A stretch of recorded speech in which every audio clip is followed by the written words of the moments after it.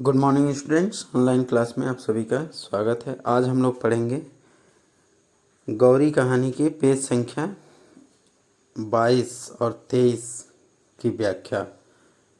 तो इसके पहले हमने बताया था कि गौरी की विवाह जो है निश्चित हो गई थी और विवाह के निश्चित समय के 15 दिन पहले एक तार आता है जिससे यह पता चलता है कि जो वर बाबू थे अर्थात दूल्हे थे, उनके पिता का देहांत हो गया है और इस कारण से गौरी का विवाह जो है 1 साल के लिए टल जाता है। तत्पश्चात गौरी जो है यह सोचती है, उसके माँ बाप के माथे पर ऐसे पहाड़ टूट पड़ता है, लेकिन गौरी का जो है बोझ हल्का हो जाता है। इसी बीच सत्याग्रह आंदोलन की लहर सारे देश में भर में बड़ी तीव्र गति से फैल गई। शहर शहर में गिरफ्तारियों का तांता सा लग गया। रोज ही न जाने कितने गिरफ्तार होते, कितनों को सज़ा होती, कहीं लाठीचार्ज, कहीं धारा 144। सरकार की दमन की चक्की बड़े भयंकर रूप से चल रही थी और जो है बहुत से लोग गिरफ्तार होते जाते थे। कहीं पर लाठीचार्ज होता था, कहीं पर धारा 144 लगा दी जाती थी। अंग्रेज़ों का शासन था और सरकार की दमन की चक्की बड़े भयंकर रूप से चल रही थी। गौरी को उन बच्चों की चिंता थी। जब से सत्याग्रह संग्राम छिड़ा था तभी से उसे चिंता थी कि न जाने कब सीताराम जी गिरफ्तार हो जाएं और फिर वे बच्चे बेचारे, उन्हें कौन देखेगा। लेकिन यह सब तो चल ही रहा था, लेकिन गौरी के मन में यह बार बार विचार आ रहा था कि पता नहीं कब सीताराम जी गिरफ्तार हो जाएंगे और वे बच्चे बेचारे अकेले रहेंगे, उन्हें कौन देखने वाला होगा।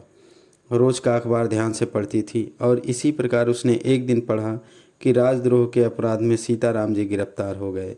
और वह रोज़ अखबार पढ़ती थी और एक दिन उसने पढ़ा कि सीताराम जी राजद्रोह के अपराध में गिरफ्तार हो गए हैं और उन्हें 1 साल का सपरिश्रम कारावास हुआ है। इस समाचार को पढ़कर गौरी कुछ क्षण तक स्तब्ध सी खड़ी रही और जब वह यह समाचार पढ़ती है तो वह स्तब्ध हो जाती है क्षण भर के लिए। फिर कुछ सोचते हुए टहलने लगती है और फिर उसके मन में कुछ विचार आते हैं और वो टहलने लगती है इधर से उधर। कुछ ही देर बाद उसने अपना कर्तव्य निश्चित कर लिया और कुछ देर बाद ही उसने अपना कर्तव्य निश्चय कर लिया। वह माँ के पास गई। माँ कोई पुस्तक देख रही थी। उसने अपने सारे साहस को समेट कर दृढ़ता से कहा, माँ मैं कानपुर जाऊंगी। अब अपनी पूरी शक्ति लगा दी, पूरा साहस बटोर कर उसने माँ से कहा कि माँ मैं कानपुर जाऊंगी। कानपुर में क्या है? आश्चर्य से कुंती ने पूछा। गौरी वहाँ बच्चे हैं। अब गौरी बताती है कि वहाँ बच्चे हैं। माँ ने उसी स्वर में कहा, बच्चे? कैसी बात करती हो गौरी, पागलों की सी। अब कोई भी माँ इस तरह से अगर उसकी बच्ची बात करेगी तो कोई भी जिसकी शादी नहीं हुई है और वो इस तरह से बात करे तो कोई भी माँ बोलेगी। तो वह कहती है कैसी पागलों जैसी बात करती हो। गौरी, नहीं माँ, मैं पागल नहीं हूँ। बच्चों को तुम भी जानती हो, उनके पिता को राजद्रोह के मामले में साल भर की सज़ा हो गई है। बच्चे छोटे हैं, मैं जाऊंगी माँ, मुझे जाना ही पड़ेगा। और इस तरह से गौरी जो है जिद करने लगती है और वो कहती है कि नहीं मैं जाऊंगी। गौरी की स्वभाव से कुंती भली बात परिचित थी। वह जानती थी कि गौरी जिस बात का हठ पकड़ती है कभी छोड़ती नहीं। अब गौरी का जो स्वभाव था वह कुंती भली बात जानती थी कि उसका किस तरह से हठ है। वह जानती थी कि वह जिस बात को हठ पकड़ लेती है वह कभी मानती नहीं है। अतएव सहसा वह गौरी का विरोध न कर सकी और अचानक इस तरह से वो गौरी का विरोध नहीं कर सकी। बोली, पर तेरे बाबूजी तो बाहर गए हैं, उन्हें तो आ जाने दे। और वह बोलती हैं थोड़ा कि हो सकता है बाद में समझाने पर समझ जाए। उसके पिता के आने की बात कहती हैं, लेकिन वो मानती नहीं है। पर गौरी ने दृढ़ता के साथ कहा, बाबूजी के आने तक नहीं ठहर सकूंगी, मुझे जाने दो, रास्ते में मुझे कुछ कष्ट ना होगा। अब मैं काफ़ी बड़ी हो गई हूँ। और यह कहती है कि नहीं मुझे जाने दो, अब मैं बड़ी हो गई हूँ, मुझे कोई दिक्कत नहीं होगी।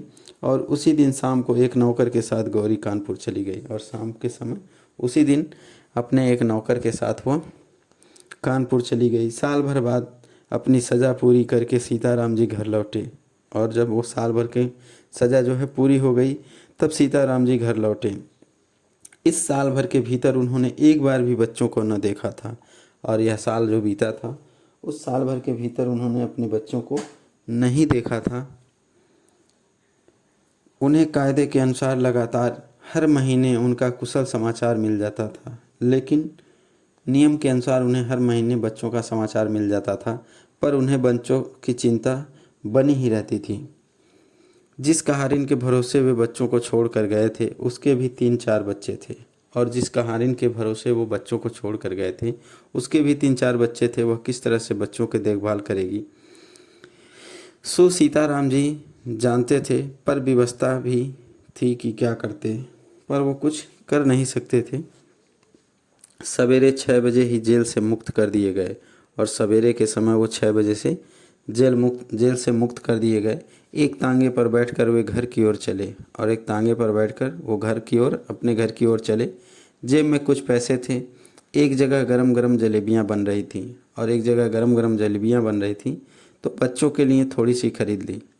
घर के दरवाजे पर पहुँचे। दरवाज़ा खुला था। घर के अंदर पैर रखने में हृदय धड़कता था।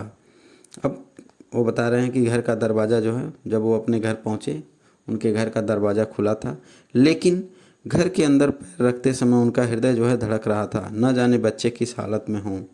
वह चोरों की तरह चुपके चुपके घर में घुसे, परंतु यह क्या, आंगन में पहुंचते ही वे ठगे से खड़े रह गए। फिर जरा आगे बढ़कर उन्होंने कहा, आप? गौरी ने झुककर उनकी पद धूलि माथे से लगा ली, और जब वो अंदर पहुंचे तो उन्होंने देखा गौरी, तो वो पूछते हैं कि आप? और गौरी ने क्या किया कि तुरंत झुककर उनकी पद धूल जो है माथे से लगा लिया। इस तरह से इस कहानी में यह दिखाया गया है कि किस तरह से एक देशभक्त की भावना रखते हुए एक बालिका ने अपने कर्तव्य को निभाया है, और इस कहानी में इसी बात को दर्शाया गया है। धन्यवाद। यह कहानी समाप्त हुई।